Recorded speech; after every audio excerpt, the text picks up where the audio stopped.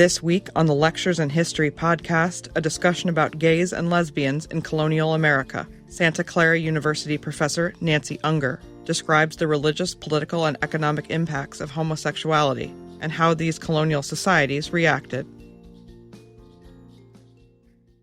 Today we're going to be concluding our discussion of African homosexuality, and then we're going to move into, so we will have talked about pre-Columbian Native American same-sex sexuality.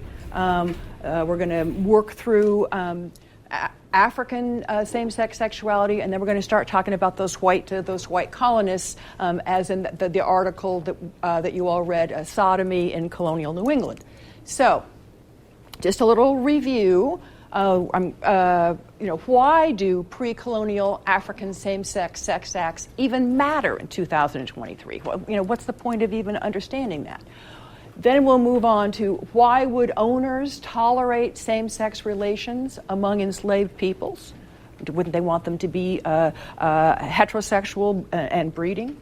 We'll talk about attitudes in modern Africa. In modern Africa. Then, was there same-sex sexuality among whites in colonial New England? Well, yeah, sure there was. But what evidence do we have, and why is that significant? What does it matter? We'll talk about sodomy at sea. What does it mean to be in a same-sex environment? And how is that notions of same-sex sexuality there different than in a more conventional society? So we'll talk about pirates and sailors and so forth, the rise of the Italian vice. And if the colonists conclude that sodomy is so bad, and it's a capital offense, why, and we know what's going on, why is it so rarely prosecuted? How does that make sense to us? And we'll talk specifically about the cases of Nicholas Senchen. We'll talk a fair amount about him, Stephen Gorton, and that Thomasina Hall, and why those are significant. Then we'll talk about Godbeer's conclusions about all of this. And then, again, why does this matter? Why does this matter in 2023? Is this sort of an intellectual exercise? And I'm going to argue, obviously, that it isn't. Okay. When we left off, just kind of a review, one of the reasons that I think it's really important to be looking at same-sex sexuality in pre-colonial Africa is that, remember there was that whole quote I wrote to you last time about Coretta Scott King and how frustrated she was that the civil rights movement had not really embraced the gay and lesbian movement. And we talked about there are a lot of churches, historically black churches, who have also been pretty negative on the topic. So you remember this slide. This was after they're trying to get the Matthew Shepard Act passed. And what was the point of the Matthew Shepard Act? I know we haven't talked about it yet, but anybody just know offhand? No? Okay, never mind. So the idea was we want this to be a federal offense. If we have hate crimes, we don't want that to be left just to local enforcement. We want this to be a federal thing. So this minister is saying, don't muzzle our pulpits. We oppose the Matthew Shepard Act. This is misguided compassion. And when we see all these other black ministers who support this. And much of the argument was, this is not African.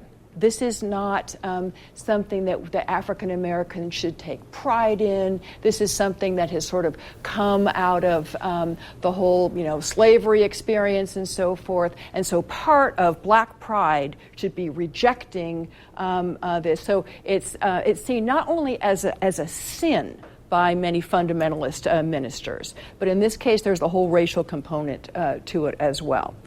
Okay, so therefore, I think it's particularly significant that, yes, Georgia? So just to clarify, the Matthew Shepard Act was the church saying they didn't want it legalized? I'm sorry, let's go back and go over this again. So Congress is passing the Matthew Shepard Act. They're saying we want hate crimes based on sexuality we want that to be a federal crime. And that's important because then you can get federal officials in to investigate. So they're saying, we want that. So here we see a bunch of black churches saying, no, homosexuality is a sin, and we also believe that it's bad for our race. That this is something that is un-African. It's something that out of racial pride we should also be rejecting. Does that make sense? So Congress is trying to say that the black church rejecting homosexuality is a hate crime? No, I'm sorry. Congress is just trying to I'm glad you're asking. Congress is just trying to pass the Matthew Shepard Act. This is what we want. We want to make hate crimes based on sexuality a federal offense. These ministers are saying, no, don't muzzle our pulpits. We want to be able to speak openly against homosexuality. And again, the point is, we've got white churches that are doing this too. But the point I'm trying to make here is that this is particularly an issue among many African Americans. And that was that quote from Coretta Scott King last time about that as well. Yeah, good, yeah. Okay, so with this in mind, we talked a little bit about this last time, this boy wives and female husbands studies in African homosexualities. And so we see this practice, and we talked a little bit about this last time. So if you become a boy wife or a female husband to another man, you're a man in pre-colonial Africa, is that a permanent situation? No. How long does it last? Grace? Until the boy wives grow up and then they marry a woman and this cycle continues again. Right, exactly. So it's almost like an apprentice kind of a situation, exactly. And again, this is not something that we've have one or two documented cases of. This is something that that this is in many places in Africa, different tribes, and as we've decided, not always in lockstep with the same traditions. Which reminds me, I meant to say this at the beginning of the hour, but I'll say it now. Remember Sean's question last time about Native Americans and if the mother has the dream? Yeah. So I had quite a hard time finding the answer to that. But the answer is, yes, mothers were talking about these dreams. If they had a dream that they felt when they were pregnant that indicated that their child might be one of those, all those different terms that we use. But that wasn't a guarantee. That didn't mean, if a child was having dreams, that also was not a guarantee. But they were discussed, which is what your question was. Okay, sorry, I got a little off track there. All right, so what's important for us is that we know that there is same-sex sexuality going on in pre-colonial Africa, and it's not this rare, secret, hidden thing. This is part of the African tradition, and this matters when we get to the diaspora or the dispersal. So when Africans are, forcibly taken and sent throughout the world, this is part of their tradition, just like the Native American traditions that we talked about last time. So this idea that any kind of same-sex sexuality is un-African is just not understanding history. All right. Okay, so what I want us to get into next is... remember we talked about those plantation books last time, and so we see we learn a lot about these plantation owners and their attitudes about slavery and so forth from these books. And one of the things that we see is there's certainly recognition of same-sex sexuality among the people that they have enslaved. And I want to emphasize that we're talking about the earliest colonial period now. Okay, we're not talking about right before the Civil War, the 1800s. We're talking about, in the 1600s. We're talking in the early colonial period. So what was surprising to me in reading some of these is how much sort of they're recognizing that male slaves, enslaved people, are having sex with other male enslaved people. And they're not outraged about it. They're sort of commenting on this. So I wanted to ask you about this because you might think, well, number one, why would they be tolerant if this is, a Christian society? And also, wouldn't you think that people who are owning enslaved, peoples would want a lot of heterosexual activity. Why? For reproduction, yeah. I mean, to buy enslaved people is, it's very, very expensive. So I just want to kind of go through this with you. So in this early period, the work that the enslaved people are doing is incredibly hard. They are pulling, clearing forests, pulling stumps, draining swamps. So what kind of slave is going to be the top dollar? Who do you want the most if you're a slave owner? What are you looking for? Male slaves. You're looking for male slaves. You want brawn, you want strength. And so we're going to see, this is, even though they're more expensive, we're going to see a lot more male slaves than you are female. So they're simply really preferred in this early colonial period. That makes sense. But then, look, this is a rendering of on the ship over, and you can see there's sex segregation. Doesn't that seem not what you would expect? Why would you do this? Wouldn't you want people to be reproducing? Yeah, Anna. I feel like the slaves having same-sex relations kind of furthers the idea that they are immoral people and that they're animals. Yeah, So you're right. But that's certainly true, and we get a lot of that in those books. What were you going to say? I was just going to say, would it also be because they were already packing in people really tightly, so would they not have enough room, or the chance of survival of any babies produced on board, they wouldn't have a very high chance of surviving, or the mothers for that matter? Right, exactly. So it's okay, this is not some controlled experiment where everything is settled and so forth. This is such a perilous journey.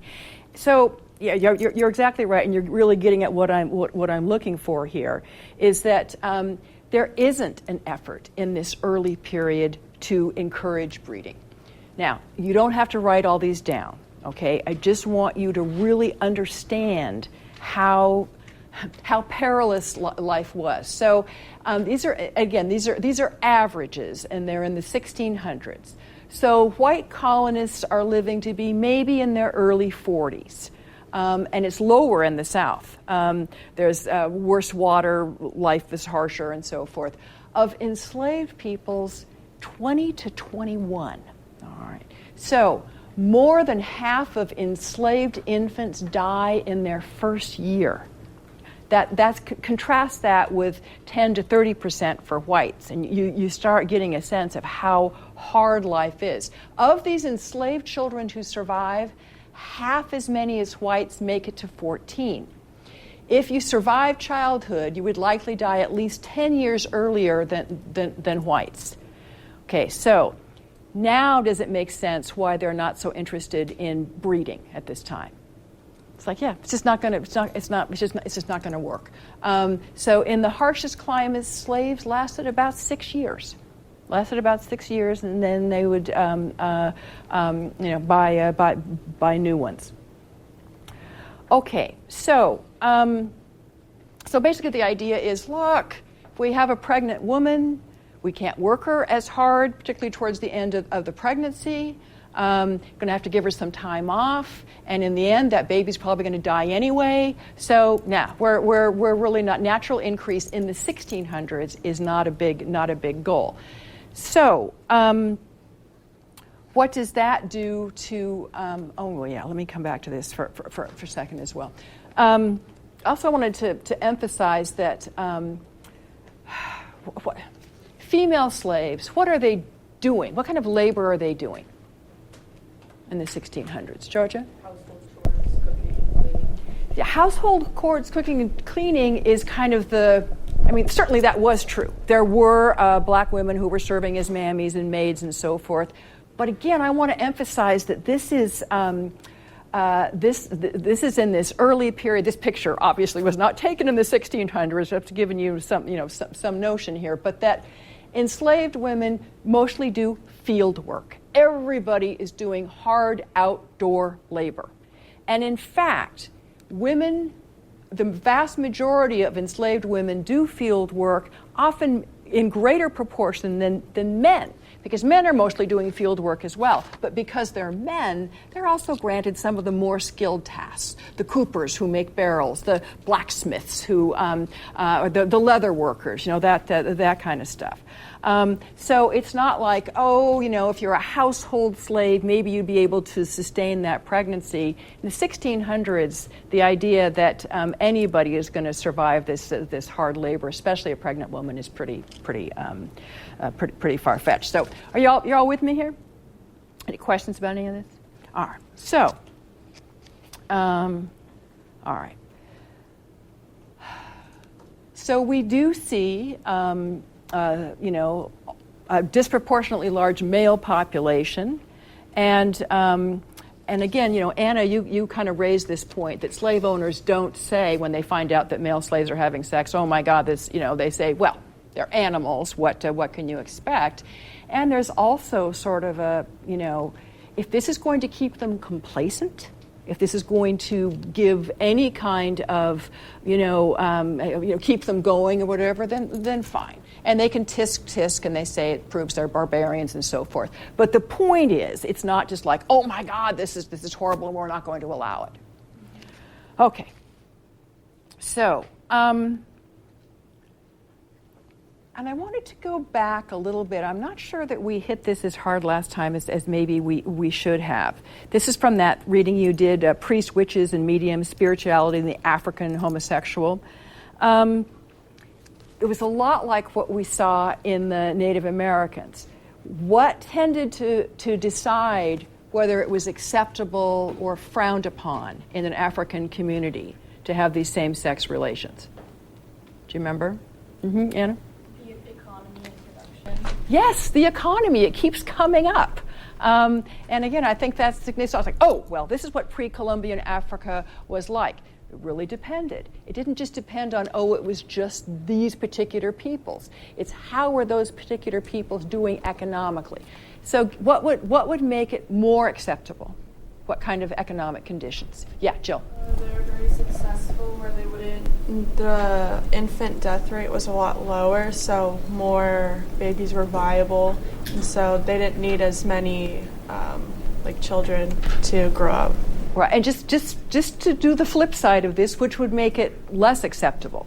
The infant death rate is really high, and they're really struggling to keep their population alive. Right, exactly. So it has much less to do with the morality and this and that. It has to do with, as we've seen before, economics. I just wanted to kind of, today in Africa, we see a lot of some of the same attitudes we were just talking about with some of those black churches, that there's a tremendous amount of homophobia in many African nations. So here we see the cartoon, the minister, homosexuality is un-African and foreign. That's the idea. This is a Western thing that has been infecting African society. And what is the woman saying? So is the Bible, Father. So here's the African Homophobes Club. A new member, show your credentials to the chairman. The house rules, don't apply human rights to homosexuals. Do call homosexuality un-African.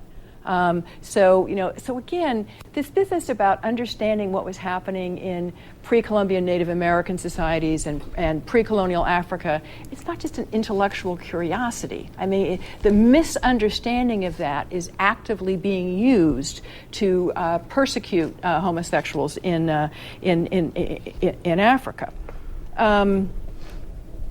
Let's see. I was going to have this at the ready. Yeah, here we go. This is from 2014. A new law in Nigeria, signed by the president's announcement, has made it illegal for gay people to even hold a meeting. The Same-Sex Marriage Prohibition Act also criminalizes homosexual clubs, associations, and organizations with penalties up to 14 years in jail. Nigeria's law is not as draconian as a Ugandan bill passed this month, which would punish aggravated homosexual acts with life in prison. Nigeria is one of 38 African countries, about 70% of the continent, that have laws persecuting gay people. The motivation for the Nigerian law is unclear, given that the country is already one that has made homosexual sex illegal.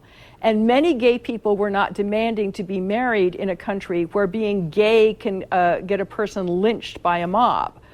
So it's like, no same-sex marriage, no same-sex sexuality, period. In parts of northern Nigeria, where Islamic law is enforced, gays and lesbians can be legally stoned to death. So when we say Africa is pretty homophobic, it's not just like, oh, these are some attitudes that we're talking about. Okay, so in 2021, the Ugandan ban on same-sex marriage relations are reinforced, and of course we do see pushback against this, but it's very hard, obviously, to do in Africa. So here's the outside the Ugandan embassy in London. So there are real reverberations for these this misunderstanding of history. You're all with me? Okay. All right.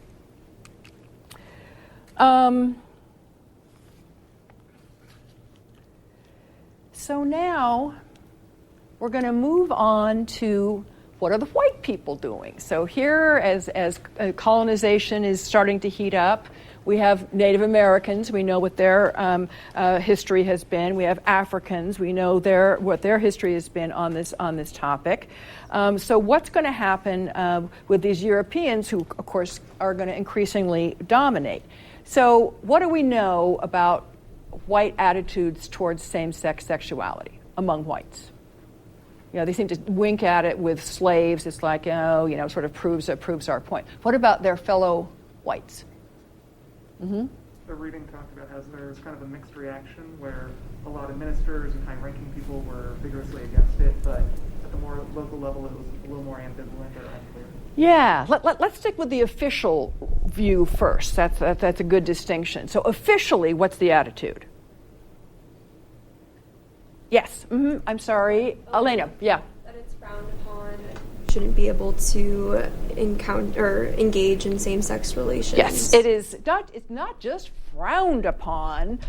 So here we have 5 Catholic priests burned to death for homosexuality in Ghent, 1578.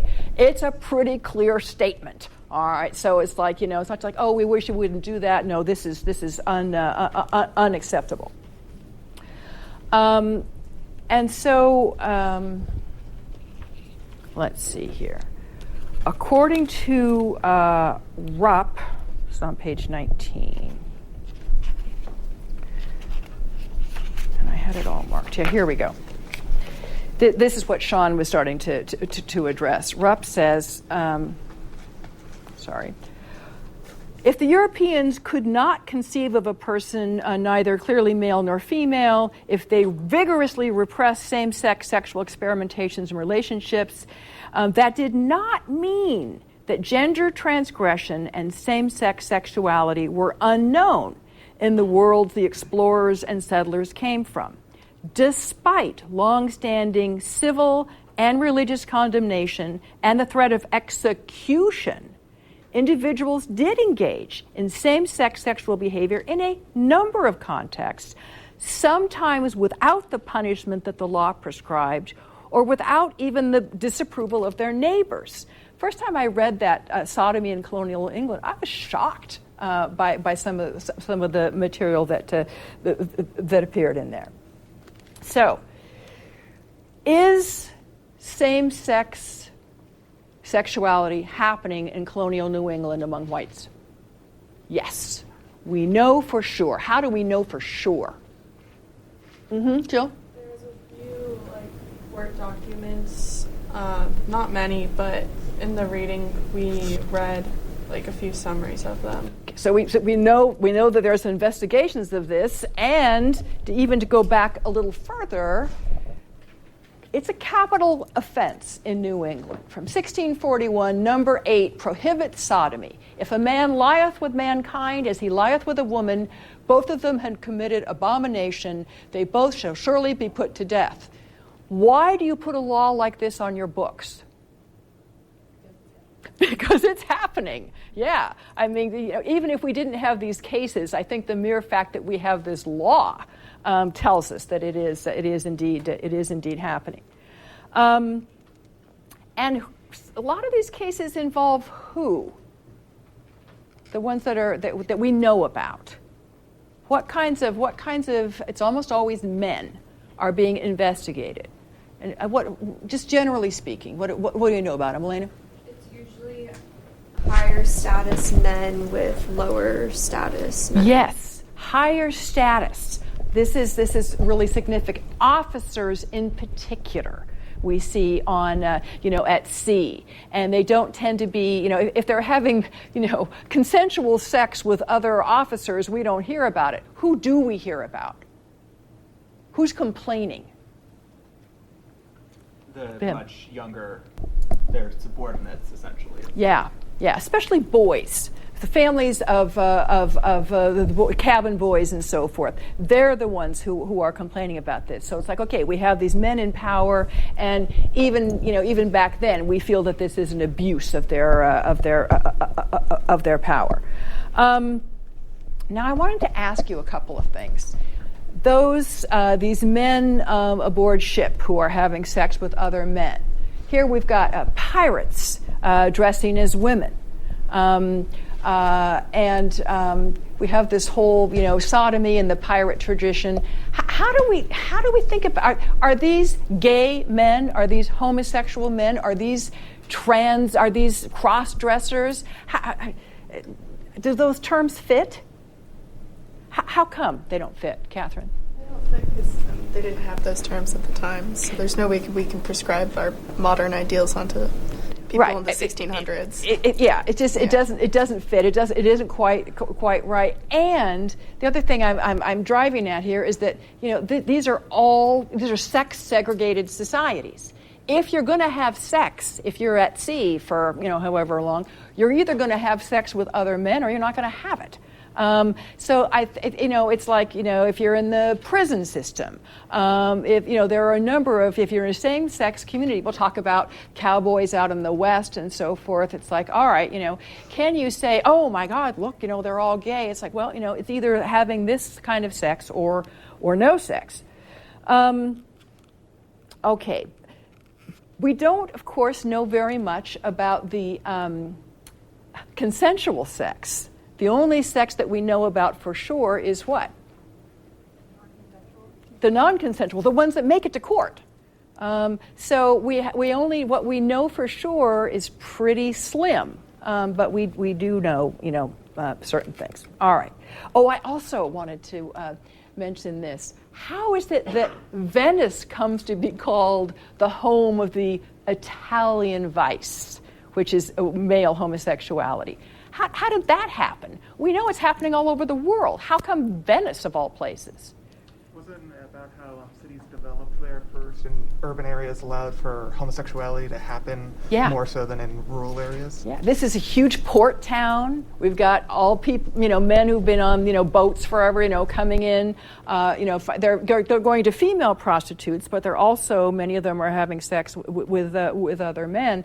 And Sean, you're exactly right that we're going to see port cities tend to be some of the earliest centers of where we sort of identifiably what we would call today sort of a gay community. It's just, remember we said on the first day, I think, that economically the notion of being being gay just does not work until these cities come up. Until we have these urban populations, people are living on farms. They live in heterosexual families. This is how they have children to help them with their labor and so forth. We may have two men meeting together behind the barn to have sex, but they're not going to have a gay relationship. Women may sneak off and have sex together, but they're not going to be a lesbian couple. This just is economically, once again, this is just not going to work. But with the rise of cities, there begins to be a possibility. If you work and make wages, you don't have to depend on having children to help you with your labor. Yeah. One thing I thought was interesting that Ruff kind of says, like when she talks about how homosexuality activity like mainly occurred at sea, like she said it was hard to tell if some men maybe sought out like a career at sea for homosexuality. Like, what are your thoughts on that? Do you agree? I didn't quite hear the first part of it. Say it again. Sorry, I'll take off my mask. Okay, sorry. Like, Rupp says that she thought maybe, or it was hard to tell if some men, like, sought, like, a career at sea because maybe they were homosexual and they knew of it. So I was just curious, like, what your thoughts on that were. I don't know. We're going to talk about this when we talk about cowboys as well. Who chooses, a career that puts you, or minors or whatever else, who chooses a career, well, maybe people choose that career purely for economic reasons, and they see the lack of, men would choose that even though they would rather have female companionship, and we certainly know that women prostitutes are going to be doing a booming business around a lot of these. So I don't think it's fair to say, he went to sea, so therefore he must have had homosexual tendencies. But I also do think don't you think that only makes sense, though, that it's something that if you do have homosexual tendencies, it's not that could be an added incentive to work in that. Yeah, Grace. Yeah, I feel like the reading kind of lended to both of those theories when they were talking about the minors, because there was like some parts of it that was talking about how you had the boy wives who aged out would return for more contracts and to continue work, and then there would be another sentence that would say they would return so that they could continue the cycle and have their own boy wife. So I could see it being both possibilities. Yeah. So I certainly don't know, and I think it really depended on the individual, but I think it's both and. Yeah, would be my thought. Okay, so we do see Venice is one of the first places where we men, what we would call today, cruising for other men. All right, so we see that. How come we don't see women doing this? I mean, certainly we know that there are women who desire other women sexually, and if there are areas in Venice and other cities where there are sort of what we would call today a red light district, where we know this is going on, why don't we see women cruising for other women?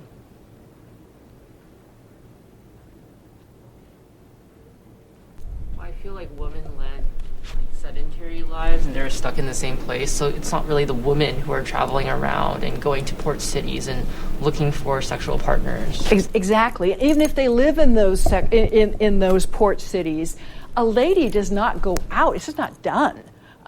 So we have some from diaries and letters, and we know that there is what we would call lesbian activity going on today, but we don't see it even in these sort of early centers where we see men cruising for it. So it's much more, as Charlotte says, women are much more sort of secluded, and they don't have the same sort of opportunity. Okay, so but Rupp says this, and we're going to come back to this later, but I just want to introduce it now. Let me see how we're doing here. Oh, perfect. Okay. Since women did not have the same possibilities for meeting in public places, it is not surprising that most of the evidence we have comes from cases in which women secretly crossed the gender divide, successfully living as men and marrying women. Okay, so usually we find out about these couples, and there's not a gazillion of them at this time. There's a very small sampling. It's usually at death. All right, so somebody that the whole neighborhood is assumed has been the man in this marriage dies. The coroner comes, and it's like, surprise! This is a woman. So it's like, okay, we do have evidence of these kinds of couples. Can we safely assume that both the women involved in this, one passing as the man and one living as the woman, can we safely assume that they're both lesbians? No.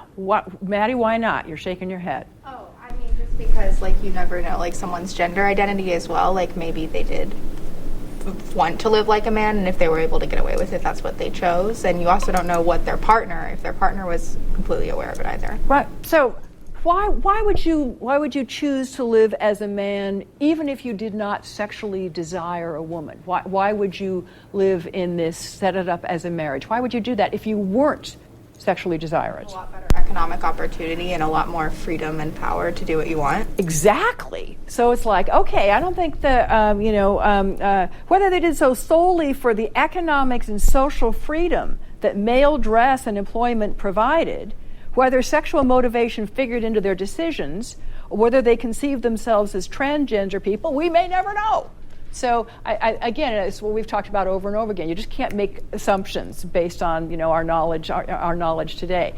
Later on, we're going to talk more about these women passing as men in these couples. So you'll read another thing about that as we move forward. Okay, so now for the really the heart of the matter here for today, we're going to be talking about that Godbeer article. And Godbeer starts off with some stuff that I think it really kind of threw me the first time I read it. So I want to unpack it with you. This is at the very beginning, and I found it a little convoluted. All right. This essay explores sodomy as a sexual category and as a sexual issue in colonial New England. In seeking to understand sodomy and its place in the sexual culture of the northern colonies, I make two assumptions that underlie recent theoretical and historical scholarship. First, sex as a physical act must be distinguished from sexuality, the conceptual apparatus that men and women use to give meaning and value to sexual attraction and its enactment. Now, this is the part that I struggled with. People never simply have sex. At some level of consciousness, they interpret their behavior in terms of their own and their culture's attitudes towards sex. Sexual acts are thus always scripted. That really threw me. What does that mean? Sexual acts are always scripted. Yeah. I thought it kind of alluded to like the religious aspect. So in a lot of our previous readings, it talked about how like having sex was also a part of like rituals in certain communities. I think specifically, I remember in some of the Native American tribes, like they had journals from explorers talking about their religious traditions. So okay. That's so there's a religious component to this. What else? What is this? I mean, this author, I think, would say all of our sexual acts and lives are scripted. It's not like you're following a movie script, but yes, there's a religious component. What else? Where do we get these ideas? I think it also has to do with, it's a power play, right? So like what we've been reading has described, at least in the past, this idea of like a passive partner, like a passive male, right? And so at least my interpretation of it was sexual acts being scripted is that there's a role that the dominant and the submissive have to play, and you have to stay in those roles to maintain this power dynamic. Right. And where does this come from? Some of it comes from religion. You're exactly right. Some of it comes from religion, the notion of, reproduction and stuff. Where else do we, forget about the colonists, where do we get these ideas today? Before you've ever had sex, where do you get your ideas about it? Mm-hmm. Is it just like the culture that's around and what's taught about it? Yeah, what's taught about it, what movies you saw, what books you read. So the idea is, that this is always kind of culturally created. I think that's one of the things that's so exciting about the whole sort of queer theory and so forth is really trying to challenge a lot of those traditional scripts. So that's his first point. So I just wanted that word script really kind of threw me. But I think he means that this isn't just something it just comes naturally. Well, does it really when you've been learning about it in school, talking about it, seeing it in movies, reading about it, and so forth? So there are all kinds of preconceived notions, so forth, going on. Then the other part. Second, The meanings ascribed to sex vary from one culture to another. Okay, we're pretty clear on that one. We've already talked about this. From one place to another and from one time to another. As we saw, even in the same, the same place, it could change a lot depending on economics. And then it says, so we need to jettison our own notions of sexuality in favor of the categories that the people that we're studying use. So I think that's fair. Indeed, we cannot assume that sexuality or even desire functions as an independent agent in all versions of human subjectivity. Sex acquires meaning in many cultures only as a function of political, here we go again, economic, social, and religious ideologies. So we're all clear on this? I kind of felt like this muddied the water more than it really clarified, but once I got into it, I thought it made more sense. All right. So,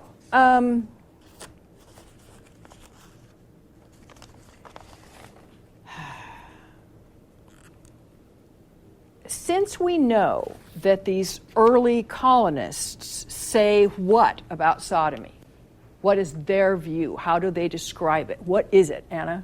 Say it's a sin, but not an identity, and it can, the sin can grab hold of anyone. Yes. Anyone's susceptible. Right. It's not just those people. It's this sin that that can take hold. And what kind of a sin is it? Is it one of those so-so sins? It's right up there at the top of the hit parade. And how do we know it's the most terrible sin? It's worthy of death. It's worthy of death. Yeah, it is a capital crime. So that's pretty, that's pretty clear.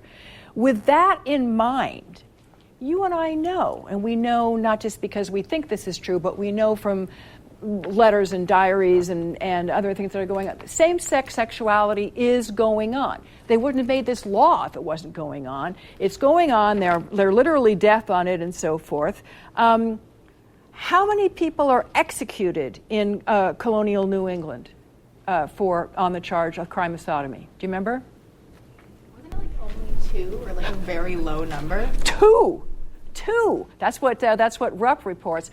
How can we understand that if this society? So here's what I'm driving at. This is why I think history is so important, because you could say, look, the early colonists are absolutely vehement on same-sex sexuality. They are absolutely against it. They're clear. Their values are clear. It's a death penalty. That's, we've done our research, and that's what we need to know. This is why I think it's so important to go the next step. Okay, well, what's really going on in these communities? So wouldn't you think that there'd be a lot more? Oh, I was going to answer the question. Oh, go ahead. Yeah. Because same-sex relations were such a sin-focused and an act-focused idea, it meant that when people raised concerns to the court about someone engaging in that, it was, just give me a little bit of time, I'm going to go to God, wash these sins away, and then I can be back to this normal that they're proposing of this heterosexuality, as opposed to it being identity-focused and sort of making an us and them. And so I think so few people actually got convicted and were put to death on a capital crime because they could do it away as it just being a slip-up, of it just being getting taken away by this sin. I think your distinction, the acts versus an identity, is really crucial. What were you going to say? Also in the Richard Garfield reading about legal intention, it mentioned that they actually have to have 2 witnesses. 2 eyewitnesses! That was so surprising, because it's especially in these cases when they're talking about possible assault, it's very unlikely that anybody else is going to have seen it. So it almost seemed like they were working against themselves. Yes. The 2 eyewitnesses. Who's going to commit this crime in front of 2 eyewitnesses? I mean, you're exactly right. That's a real red flag there. So how can we understand that? And you could say, well, okay, on the one hand, this sounds kind of pretty extreme, the death penalty. But on the other hand, yeah, all this kind of undermines it. So we have to really think about these people within the context of their times. One of the issues here is we see with almost all colonial crime, the punishment tends to either be death or kind of a slap on the wrist. We're going to put you in the public stocks, right, and humiliate you. Or we want you to pay a fine. Or you don't have to pay a fine now, but if you ever do this again, you're going to have to pay a fine. So we don't hear a lot about, oh, we'll throw them in prison for 20 years. Why not?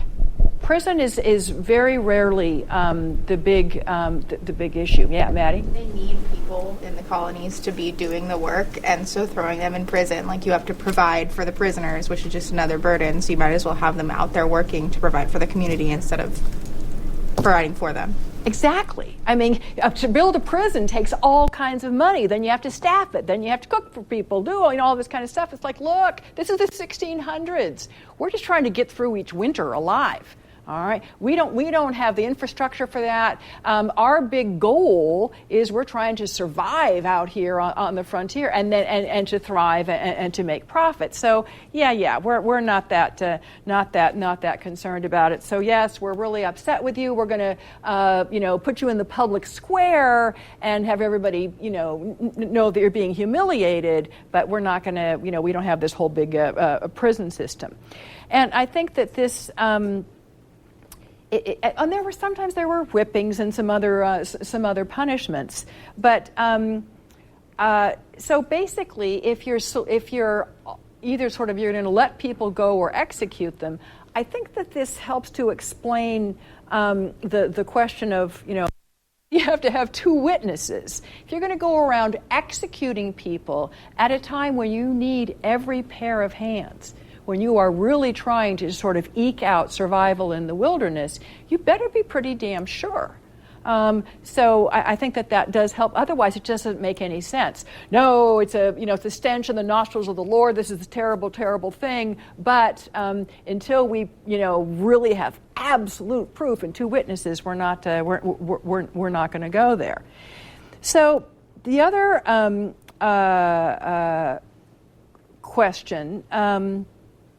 So basically, the way I see it is it's more sort of an issue of practicality over moral or religious absolutes.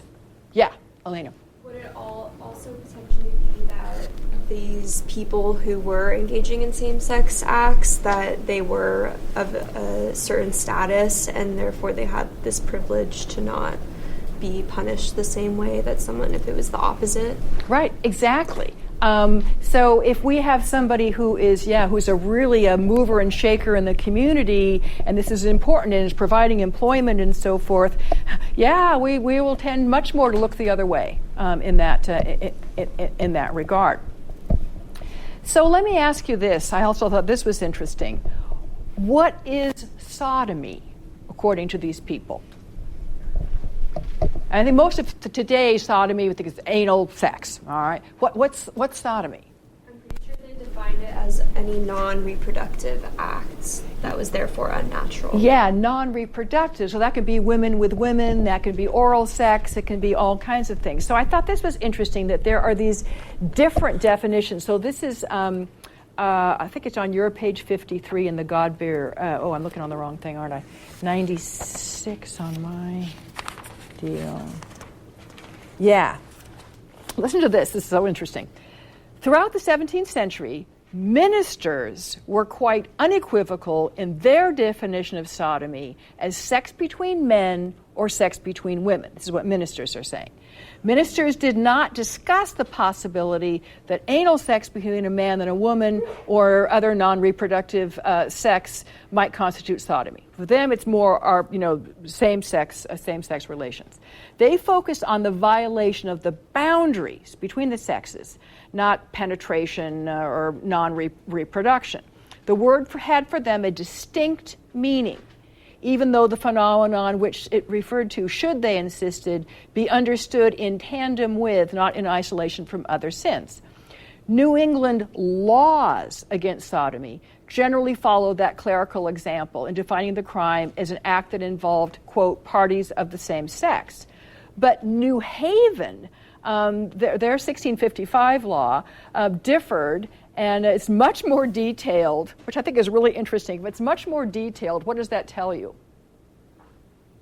There's a lot of variations of it happening. they're finding more and more things are going on. I know this is a little corny, but reminding me, my kids went to St. Francis High School in Mountain View, and when we first started, there was a dress code, and it was like, a few pages, and it got longer and longer and longer because they're finding, people are finding different ways around this and so forth. So we have the same kind of thing. Oh my God, there's, it's not just this, it's this same-sex activity. So I think that's interesting as well. The sexual acts encompassed by the New Haven law had two common characteristics. Each was non-procreative. This kind of gets what you're talking about, Elena. Tending to the destruction of the race of mankind. And again, this matters. These are people saying, no, we want you to have big families, lots of people. We got to get, this is a going concern. This affects the whole the whole community. So the New Haven Code viewed sodomy as a range of acts that frustrated reproduction, not simply an uncleanness between members of the same sex. Okay. So let's talk about Nicholas Sension. And what do you know about this guy? So this is the trial from 1677. What do we know about Nicholas Sension? Yeah. He seemed like he had status and maybe like power. He was a high-ranking person, so yeah, he had protection. His status, his power. Is he married to a woman? Yes. All right. He has high standing in the community. What do we know about his sexual activities? Ben?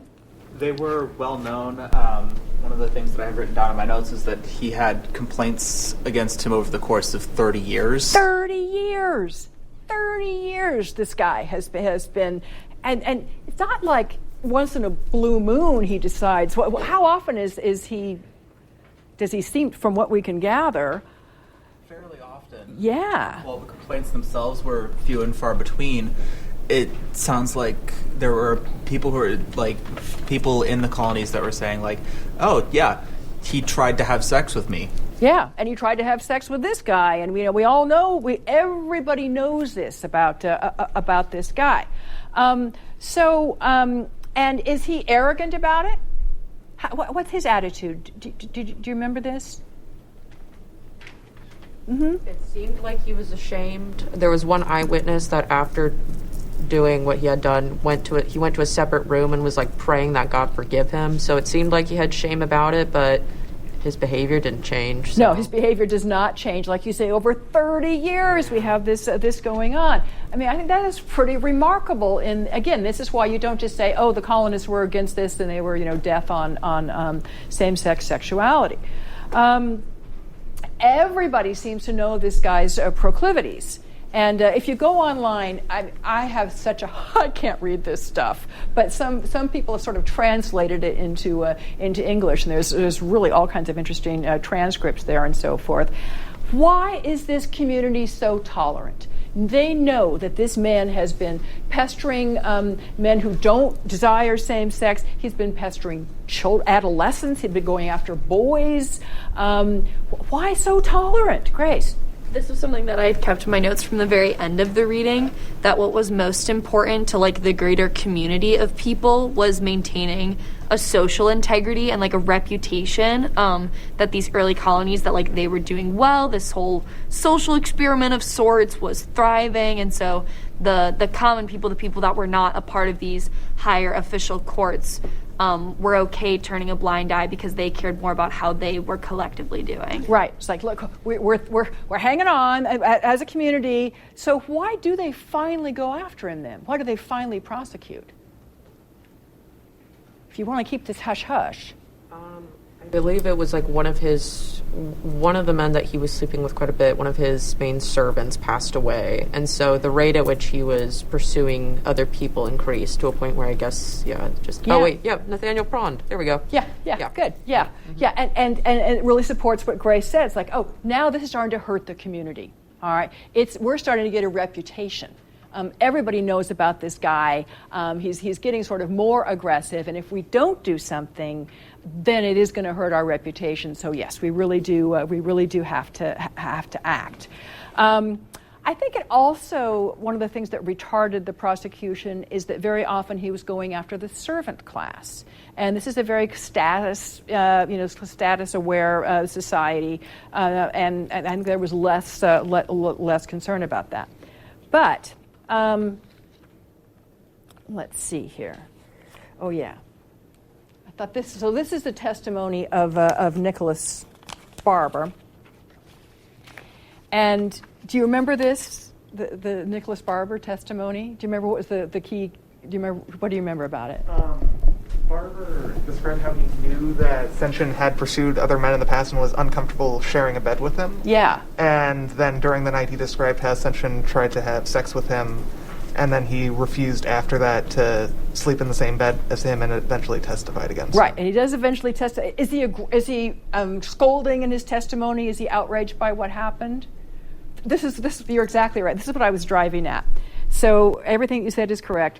The court depositions are remarkable for their lack of hostility to the accused, save in regard to his sexual behavior. So again, it says that idea is we don't like these same-sex acts, but we don't think he's a homosexual. He's not a gay man. He's just a man who does these things. It's their acts, not identities. So Senshin's evident attraction to men did not undermine the general esteem in which he was held. Thomas Barber, who, like Sean said, this guy had really, whom Senshin had tried to sodomize in Hartford, declared that he was much beholden to the accused for entertainment in his house, and therefore was much troubled that he should be any instrument to testify against him in the least measure, close quote. This guy tries to sodomize him a bunch of times. He's like, I'm really sorry I'm testifying against you. You're a great guy. I just don't want to have sex with you. Okay, so there's not like, oh, he's an aggressive, homosexual. He's an aggressive pedophile. Those are just things that he does. And as Godbeer says, similar feelings on the part of other Windsor citizens may have long delayed proceedings against him.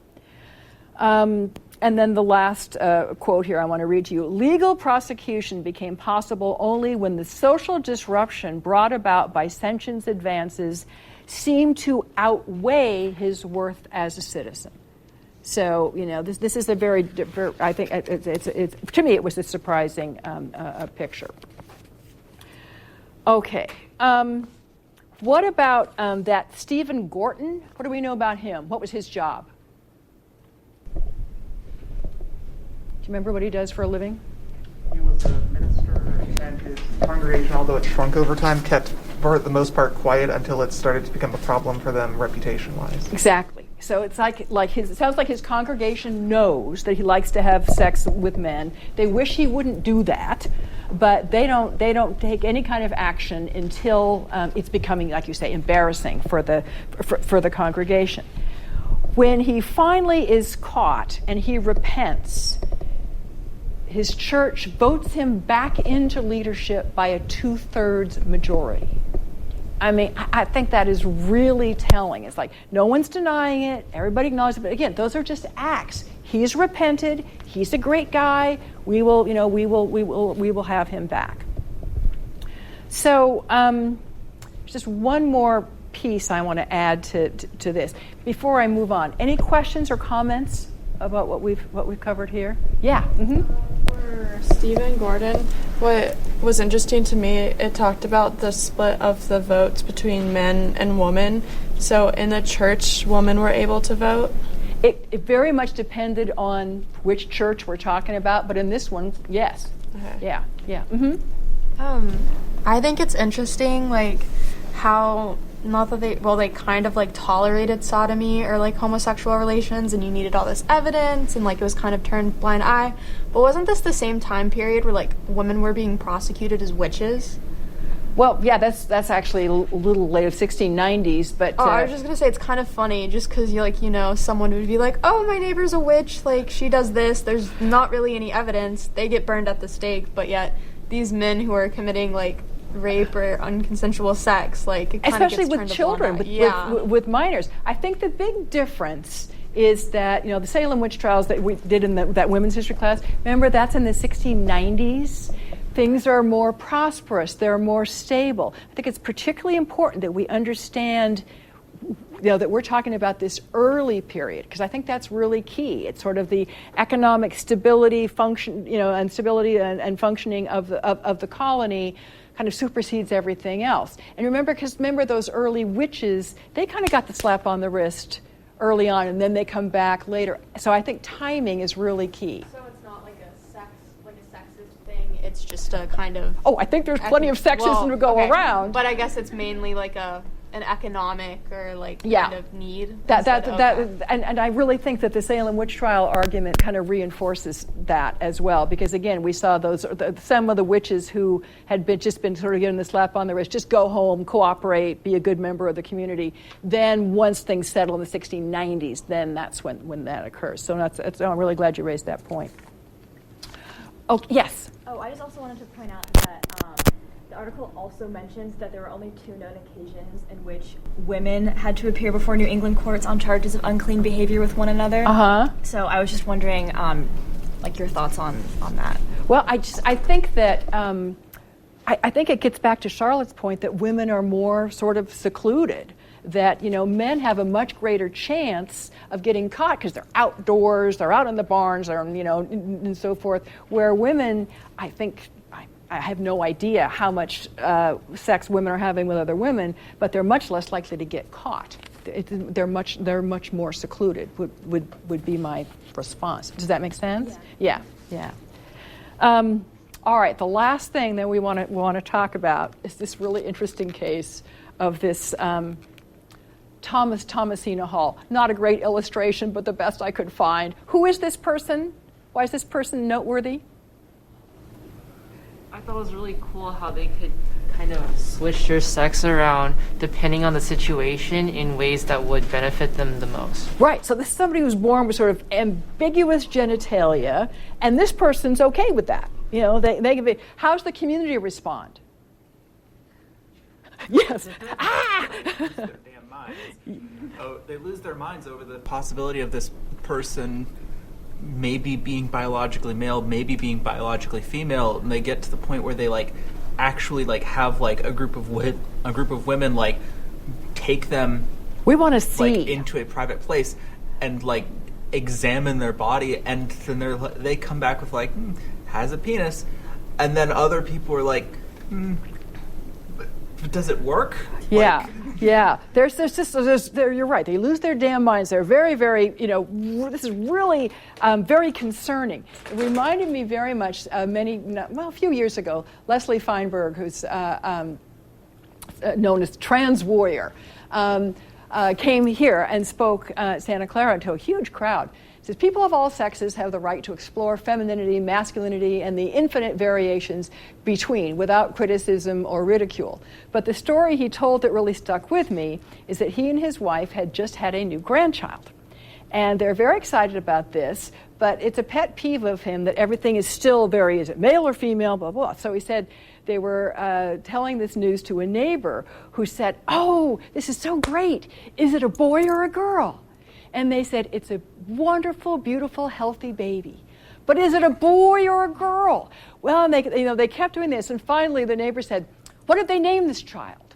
And they named it Chris or something. And this neighbor was losing her mind because it's no. So it was really interesting to me that, this goes way, way back. No, we want to be very clear who's what, and that's all there is to it.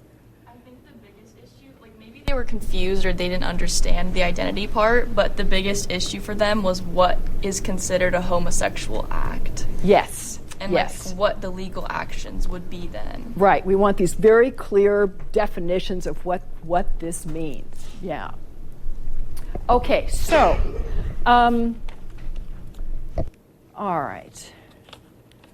Let me see. Let me just finish this up here. Okay, so what are we supposed to take away from all of this? The upshot of all of this is that, like Africans, Native Americans, we see a variety of attitudes towards same-sex sexuality among American colonists.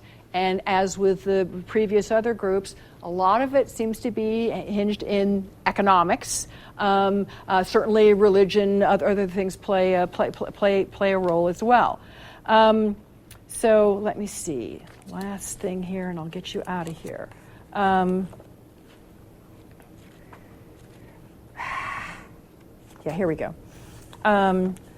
What the case of Nicholas Sension and Thomasina Hall shows that colonial attitudes towards gender and sexual transgression were complex, shaped not only by European law, custom, and religious dictates, but also by active participation in the community. Law, religion, and everyday perspectives of ordinary people, as well as the alternative possibilities for sexuality and gender embodied in Native American and African sexual systems, all went into the fashioning of New World sexuality. So I think this is important for its own right, but it also removes that, the good old days of American values when we knew, about, how to treat homosexuality. This gives us a much broader, more nuanced picture. I'm sorry we went a minute over. Thank you all very much. You were great today, and I appreciate it. All right, have a wonderful weekend. I'll see you on Monday, back in our regular classroom. Thanks for listening to C-SPAN's Lectures in History podcast. If you're interested in hearing more history, check out Season 2 of the Presidential Recordings podcast. The second season focuses on taped conversations between President Richard Nixon on topics ranging from the Watergate scandal to his nominees for the Supreme Court. The Presidential Recordings podcast is available wherever you get your podcasts.